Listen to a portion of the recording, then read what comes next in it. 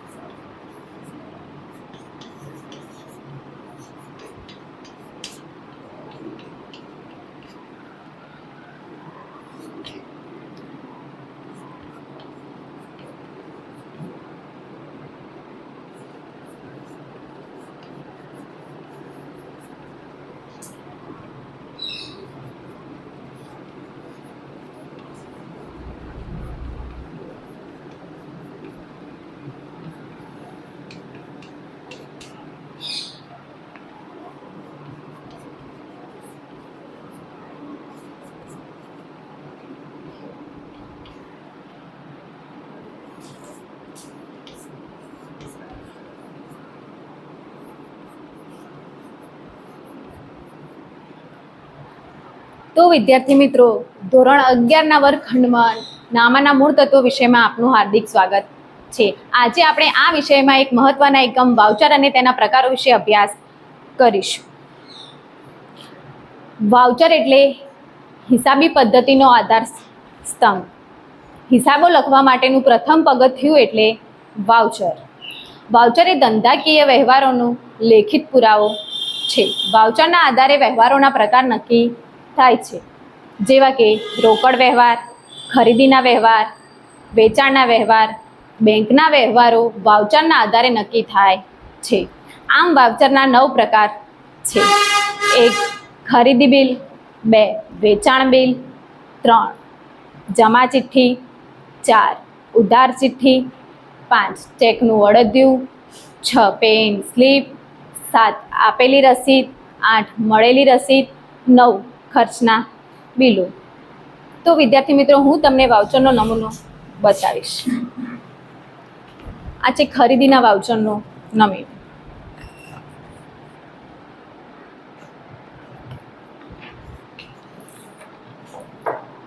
જેમ કે ખરીદીના બિલ, જેમ કે માલની ખરીદીના બિલને ખરીદ બિલ અને માલના વેચાણના બિલને વેચાણ બિલ તરીકે ઓળખવામાં આવે છે.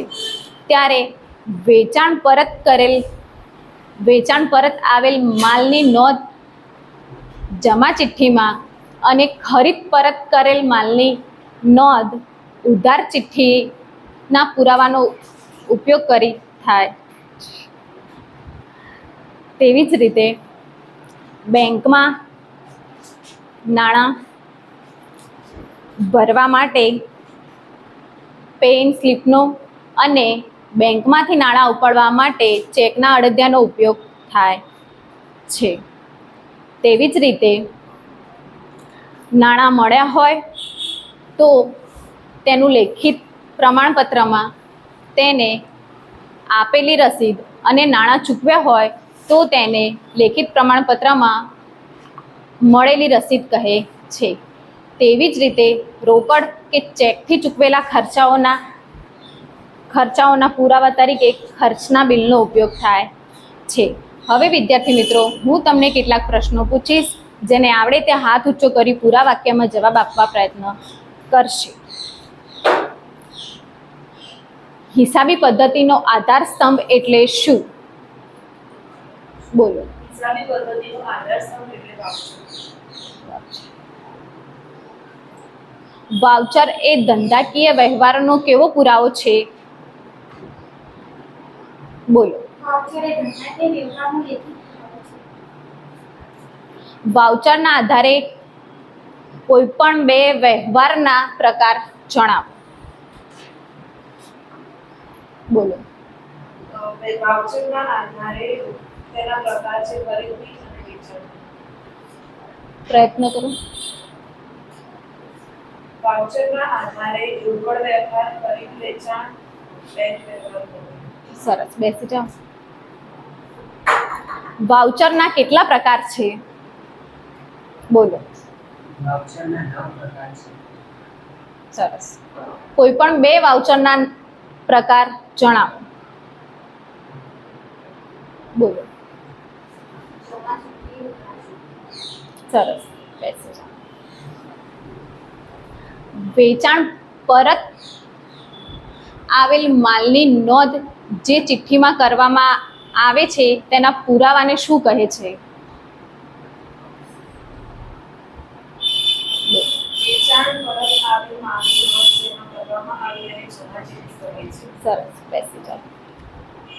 ખરીદ પરત કરેલ માલની નોંધ જે ચિઠ્ઠીમાં કરવામાં આવે છે તેના પુરાવાને શું કહે છે? બોલો. ખરીદ પરત માલની નોંધ કરવામાં આવે છે તેને પુરાવા ચિઠ્ઠી કહે છે. સરસ, બેસી જાઓ. બેંકમાંથી નાણાં ઉપાડવાના પુરાવો કોને કહે છે?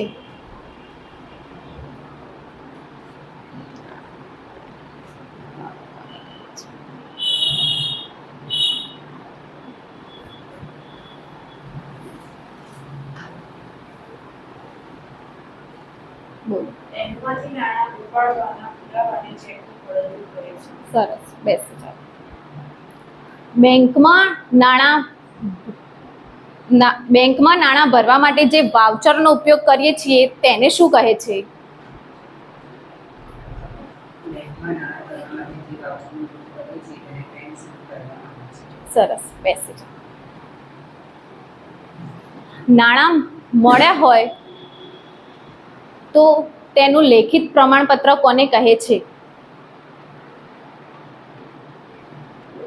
નાણાં મળ્યા હોય તો તેના લેખિત પ્રમાણપત્રને નામે રસીદ કહે છે. સરસ, બેસી જાઓ. નાણાં ચૂકવ્યા હોય તો તેના લેખિત પ્રમાણપત્રને શું કહે છે? બોલો. નાણાં આપ્યા હોય તો તેના લેખિત પ્રમાણપત્રને નોંધ રસીદ કહે છે. સરસ, બેસી જાઓ. રોકડ કે ચેકથી થયેલા ખર્ચાઓના પુરાવાને શું કહે છે?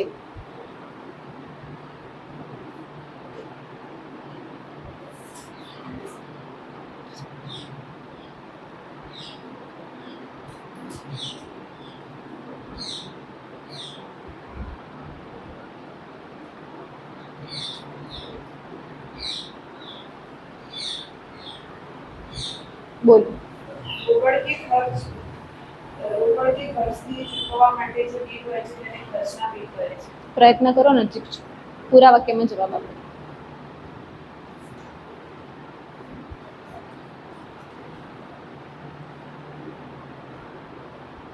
રોકડ કે ખર્ચથી થયેલા રોકડ કે ખર્ચથી થયેલા બિલને ખર્ચના બિલ કહે છે. સરસ, બેસી જાઓ. Thank you.